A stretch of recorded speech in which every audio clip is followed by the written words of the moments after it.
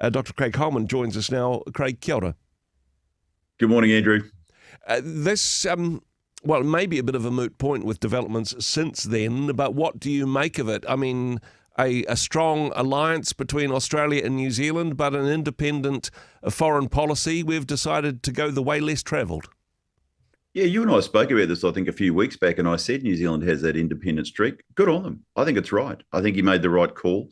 I think the decisions that were taken by the Canadians, the Australians, and the British made utterly no sense because none of the actual conditions they were saying were necessary for statehood actually exist. So what's the point of recognising a state that actually can't exist? New Zealand are, to me, being a bit more thoughtful and going, this seems pointless at this point to recognise what doesn't actually exist and can't exist until certain, issues have been overcome. There's a little bit of sitting on the fence in some regards, and I know that this is, Singapore's position as well. They're kind of putting a bob each way on this one, and if you sit on a fence, you just get picket marks. It's an uncomfortable place to be, actually. So it's not necessarily saying we will never recognise a Palestinian state. And I think it was Christopher Luxon who said it's a matter of when, not if. So trying to keep both sides happy in some ways, do you think? Well, sounds politicianish to me. Look, Kiwis are used to handling number 8 wire, Andrew, so I'm sure sitting on fences is just fine. Yeah.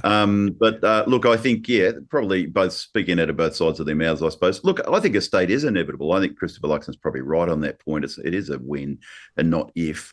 But look, the conditions would have to be reasonable for that to happen, and there'd have to be all sorts of security arrangements in place for Israel's sake. And Israel's not going to accept anything less than that.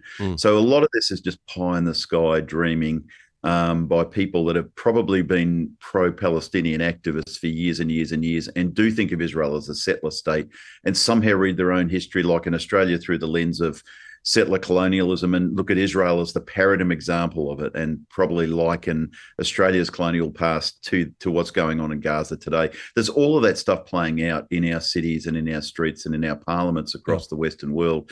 And it's part of that feature of, at the moment, we're going through the last 20, 30 years of Western self-loathing.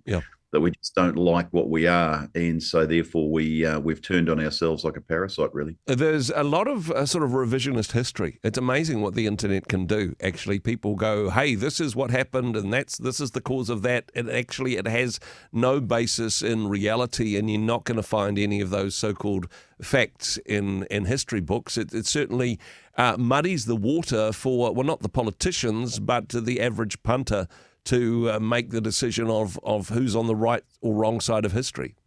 There's just so much strange disparity that gets thrown together in marches on the streets. We've got Aboriginal land rights people marching side by side with Palestinians as if somehow they're representing the same issue. And simply we give it a label, call it settler colonialism, and that somehow lumps everybody together. It's might make for great street activism, but it's not actually reasonable or rational when you think it through. Every situation is its own. Whatever's gone on with Israel has its own history to it. I actually thought one of the funny moments in the last month or two, Andrew, has been when the British government said, that they were recognising a Palestinian state. And as I understand it, the Palestinian Commission then turned over a bill for $2 trillion saying you should never have handed a state over to Israel if that was the case. So I think there's a comic side to this thing that just shows you how it's a theatre of the absurd at one level. And certainly, as I say, taking the road less travelled at the UN, a speech by Israeli President Benjamin Netanyahu.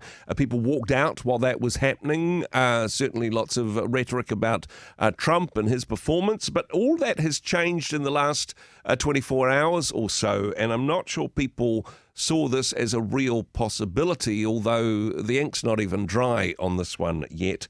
The prospect of a peace deal between Israel and Gaza. Now, there's 20 points to it, and some of this may look like 20 impossible things to do before breakfast, but it looks like the possibility of peace for Israel and Gaza is closer than it has been in the last 3 years. Are there reasons for hope, do you think? Well, look, there are always reasons for hope, and I think it'd be nice if that would come about. I mean, if we take the Ukraine-Russia example where Trump spoke about a peace plan. And look, Putin overnight, I think, called up another 135,000 civilians into the military. So he's apparently not pushing for peace at all. So the fact that we can talk about peace doesn't necessarily mean peace is going to break out tomorrow. And it would be lovely if it did. But it's, to my mind, I think let's all reserve judgment and see whether that's possible.